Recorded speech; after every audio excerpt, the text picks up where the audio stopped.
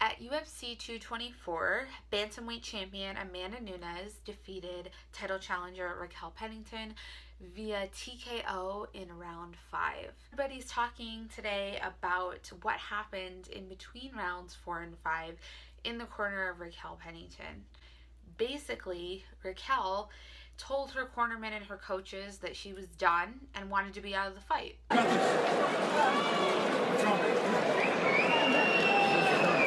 That's the nose. Hey. I'm done. I want to be done. No. She's done. Just told her coach she's done. We're going to be smart. Don't put yourself at risk. I know. You see everything's thrown. You see it all. You see everything. Come on, girl. I know it hurts. Let's power through this. Let's believe. All right? Change your mindset. Let's just throw everything we got. All right, we'll recover later. But as you can see from the clip, and as evidenced by the fact that the fight went on to the 5th round, her coaches didn't listen, and they put her back in there, and obviously we all know what happened, right? She basically just took more damage unnecessarily, and for obvious reasons, a lot of people are upset. It's causing a lot of controversy and conversation about coaches' responsibilities to their fighters, about safety and consent. And I think that this is the perfect opportunity to really start a conversation about consent in fighting, which is not something that we maybe talk a lot about, and probably because, well, it's fighting, so it's pretty clear in terms of, you know, what you're getting yourself into, the risks that come with the sport, you know, the levels of damage that you take. It's something that is no mystery, it's no surprise, it's not something that's hidden, and it's something that most fighters will also experience in their training leading up to fights. So for the most part, you don't see things like this happen very often, where somebody will declare themselves as being done, or, you know, will be sort of asking for a way out of the fight consciously. Usually what happens if a fight doesn't go to decision is either somebody is deemed unable to continue the contest by the referee, although cornermen can actually quote unquote throw in the towel for their fighters, and can deem their fighter unfit to continue and stop the fight that way. But pretty much it's usually left up to the referee's discretion, which, you know, can be good or bad depending on the circumstances, because usually quitting is synonymous with being submitted and saying, you got me, right? And so typically that's done with some kind of a tap.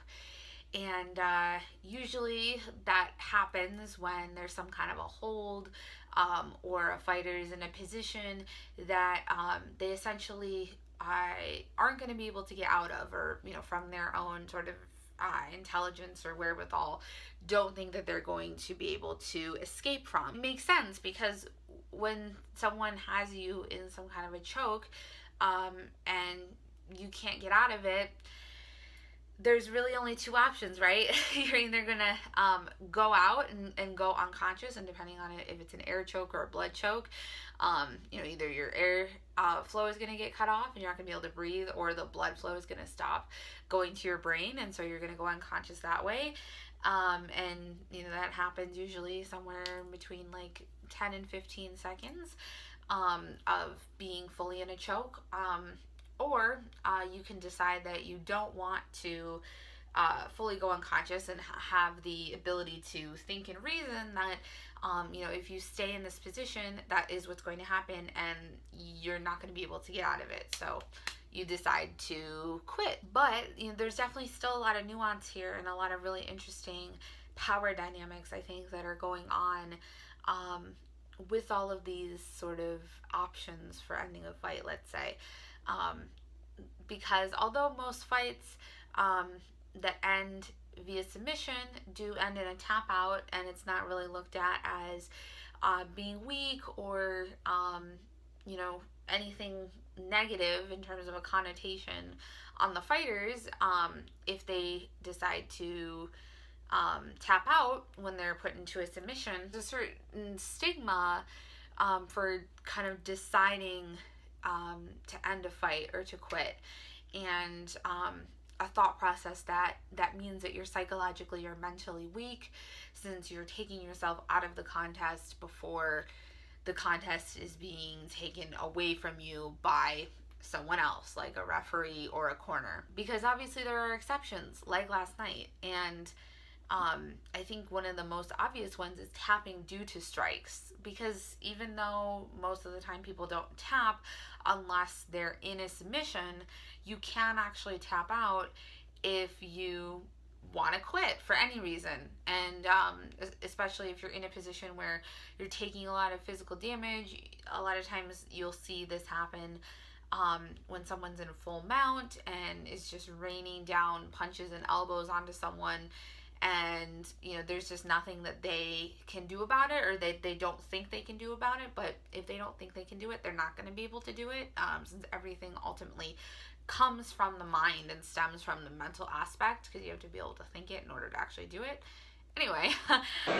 Yeah, and Neil Holt saying he did it twice there, so yeah, once certainly mistake. a justified point deduction. But Robinson is fit to continue, but he now has to start back on his feet, which is where Duke is at home, and Duke throws a nice front kick. Oh, the flying knee, but Robinson's caught him, and Robinson with some huge shots, and this one's all over!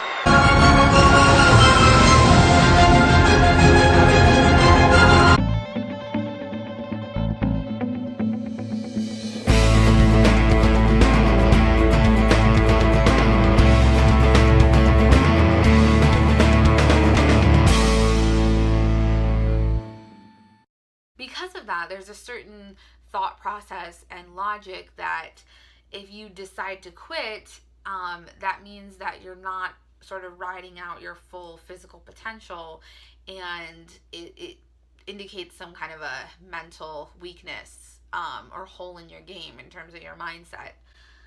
Because a quitter is not somebody that is a real fighter, in the sense of you're not fighting because you're deciding to take yourself out of the fight. So what does that have to say about you in terms of your sort of stance or your position within MMA, right? And I think it's definitely a valid question, and it's a really interesting phenomenon. Fighters also are people that are incredibly self-confident and self-assured. It's kind of impossible to be in a fight if you don't think that you're going to win it, or if you're not confident in your skills, because quitting means that you're not actually fighting. And if you're not fighting until like the death, basically, there's a question of if you're really a fighter. And that's not coming from me necessarily, that's I think just coming from the general sort of MMA zeitgeist, if you will. Now, what happened last night with Raquel was interesting in that she decided that she wanted to quit. She wanted out, and she said that, I want out. She just didn't want to continue the fight, and her corner told her to change her mindset and to just throw everything that she had in Amanda in the 5th round. And most people were outraged by this and thought that her cornermen and her coaches did her wrong and made an incredibly selfish call by putting her back in there after she clearly stated that she didn't want the fight to continue. Going back to the original point, that this raises a really interesting question about consent, because if she had gone to the referee and said that she wanted out, the fight would have been stopped. She didn't choose to do that. Instead, she chose to go to her coaches, and whether that was a conscious decision or not is not something that we obviously know, right?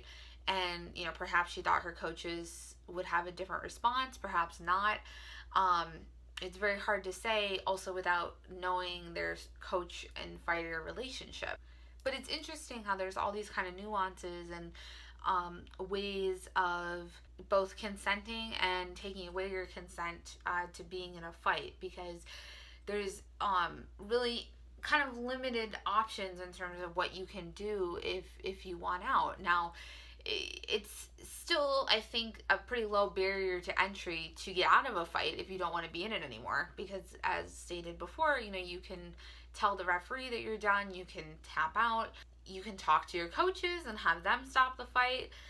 There's a lot of ways that you can consciously get out of a fight, but at the same time, sometimes there's actually limited opportunity to exercise. You're striking with someone on the feet, but you want out of the fight. It's going to be very difficult to like tap out when you're on the feet. That's not something you really even ever see happen.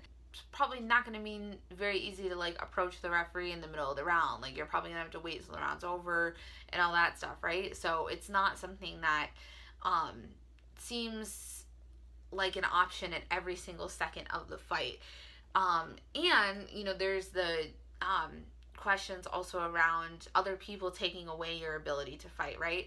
So the referee being able to determine if you're not able to intelligently defend yourself, or if you're not intelligently defending yourself, that's the barrier that's used to determine if a fight needs to be stopped. And if coaches decide to throw in the towel for you, they can actually decide if the fight's going to continue for you. And part of the responsibility of coaching, as it's sort of seen and understood in modern day MMA, is that their job is to protect their fighter.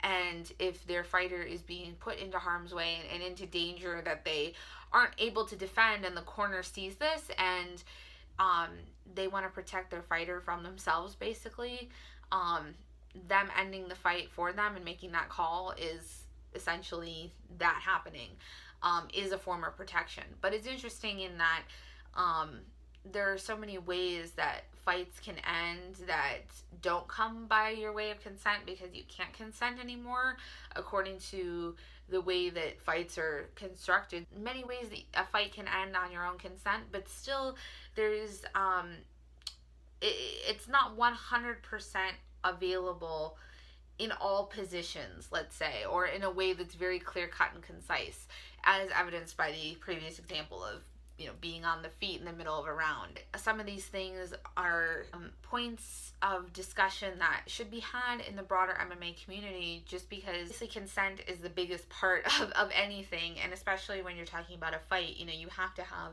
the consent of the fighters, and really even the corners and the referee, everybody involved, for a fight to happen or to continue. A lot of times these things are taken for granted, and then when things happen like last night where somebody wants out but they're not given the out that they want, and then as a result they end up taking more damage, and the fight's ended anyway, it's a huge problem. A fighter's choice and decision wasn't respected, and as a result they took more damage and were not protected, you know, by the people that are supposed to be protecting them, as we understand the roles of coaches. This is something that needs to be talked about a little bit more so that we can avoid situations like that, because fighters should be able to decide to quit if that's what they feel is best for whatever reason. And I think the stigma around exercising that right is going away and is not nearly what it used to be, but I think some of it's carried over in that, you know, there's not all of these clear-cut avenues that somebody has to quit. As mentioned, there's a lot of barriers to entry, and there probably should be a little bit more of a clear-cut system that is just more functional, because having to go to your coaches and then having your coaches go to the referee or the doctors or whoever it is, obviously, like, it involves middlemen, right? Like, the coaches are the middlemen. And should that even be something that's happening? Because as evidenced by last night, the coaches can almost sort of overrule the fighter too. If the fighter doesn't go to the referee or, you know, doesn't make any other sort of move, and, you know, the corner keeps them in the fight, you know, should they have that power? Why do they have the power to overrule their fighter in terms of staying in the fight? I think it makes sense in terms of getting them out of the fight, but maybe that's something also that should be examined, right? Like, if they throw in the towel, you know, they can do that without their fighter's consent. And by the same token, if the fighter wants to quit, the corner can keep them in the fight, in the sense of them saying they want to quit isn't enough to actually stop the fight. The fighter would have to go to the referee then and say that. But it's an inefficient system, right? Like, by design. So, yeah, so I think that's something interesting that kind of came up for me in terms of thinking about consent and fighting and all the nuances that are there and maybe shouldn't be. So I would love to hear what your thoughts are, and what you think could be done about this, or to avoid situations like this happening in the future where this kind of ambiguity ends up causing problems and unfortunately results in the fighter's wishes not being respected. So thank you all so much for watching, and make sure to subscribe for more videos, and I'll see you soon.